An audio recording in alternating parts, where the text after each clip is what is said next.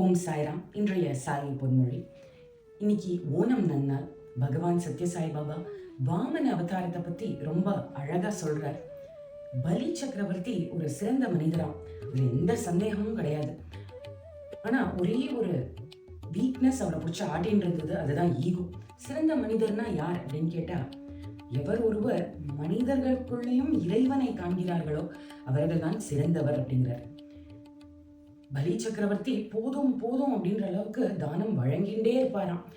ஆனா வேண்டத்தகாத விஷயம் என்னன்னா, அந்த தானத்தினால அவருக்கு ஒரு அகங்காரம், தன்னை போல யாருமே கொடுக்க முடியாது அப்படின்னு, தன்னை போல யாருமே அவருடைய மக்களை பார்த்துக்க முடியாதுன்ற அகங்காரத்தை அழிக்கிறதுக்காக பகவான் வாமன அவதாரம் எடுத்து வந்தார்.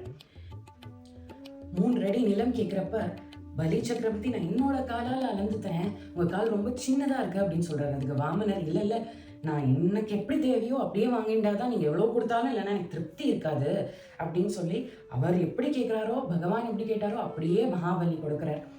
அப்ப கூட சுக்கராச்சாரியார் இல்ல, வந்தது பகவான், நீ சுதாரிச்சுக்கோ, உன்னை டெஸ்ட் பண்றதுக்காக வந்திருக்காருன்னு சொன்னார். இல்ல இல்ல, நான் கொடுத்த வாக்கை காப்பாத்தி ஆகணும் அப்படின்னு மகாபலி செயல்படுறார். இங்க பகவான் பலிய அழிக்க வரலாம், அவருடைய அகங்காரத்தை தான் அழிக்க வந்திருக்கிறார். அசுரர்கள் எப்பவுமே நிகிரகம் பண்றதுக்கு தான் வருவார், ஆனா இங்க அனுகிரகம் பண்றதுக்காக வந்திருக்கிறார் பகவான்.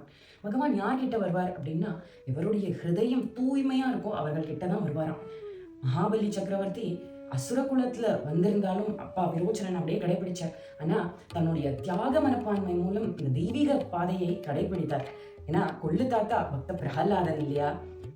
இந்த ஓணம் நன்னால பகவான் நமக்கு எடுத்து உரைக்கிறது என்னன்னா, நம் குருவோட பாதையை அப்படியே கடைபிடிக்கணும்.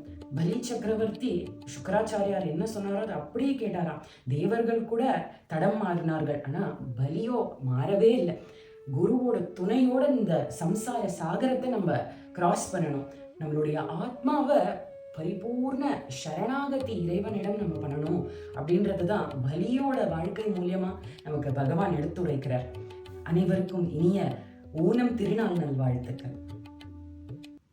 मत्स्य कूर्म वाराहन राहरी वामन का अवतार किया,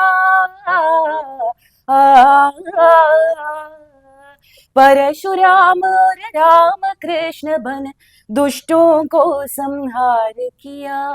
हे अवतारी लीलाधारी कुंज विहारी नारायण नारायण भज नारायण नारायण भज नारायण नारायण.